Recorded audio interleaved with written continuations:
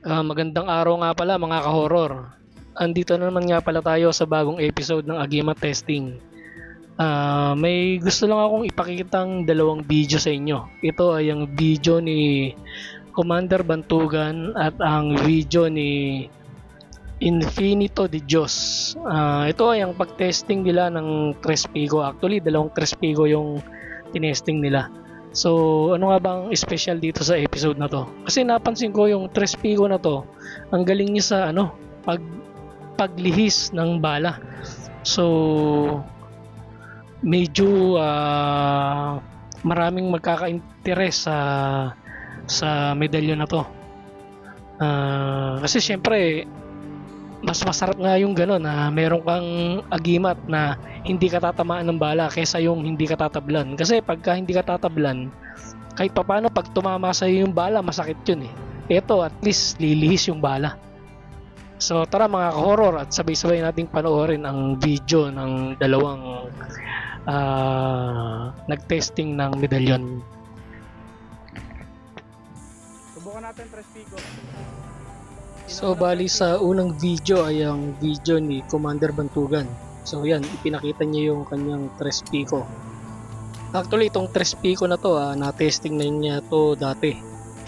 So inulit niya ulit nitong nakaraang Semana Santa. So yan, unang putok. Hindi tinamaan, may slow mo pa nga eh. So ulitin niya yan, actually tatlong putok ang gagawin niya eh. Ito ni pangalawa. So yan, na-slow mo. Yung kahoy yun eh, yung tumalsik. So sa pangatlo makikita nyo na hindi pa rin tinamaan. Pero gumalaw yung yung medalyon. So yan, walang tama. Sabi nga ni Commander Bantugan, mabangis. Diretso sa bulsa niya. So sa susunod naman ay sa grupo ni Infinito de Dios. Yan, pinakita niya yung medalyon na Trespico. Niligay niya sa may puno ng nyog. Pero ito makikita nyo talaga na ang layo ng tama. So tatlong putok din gagawin dito. Yun, yung unang putok, ang layo ng tama sa may bandang baba. So uulitin yan.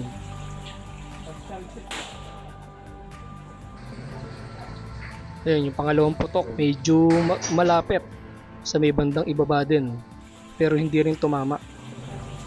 Yan, sa slow mo makikita nyo naman. Ganon din sa pangatlo, talagang hindi tinamaan. So effective tong na to, medalyon. Nililihis niya yung bala, no? Ayan, no? Kaya ipapakita nila yung medalyon. Panglihis ng bala. So para sa akin, okay to. Mas gusto ko yung ganitong klase ng agimat. Ano sa palagay nyo mga ka-horror? Okay din ba sa inyo ang ganitong klase ng agimat? Hanggang dito na lang mga ka-horror. At samahan nyo kaming muli sa mga susunod pa naming mga video. Maraming salamat po.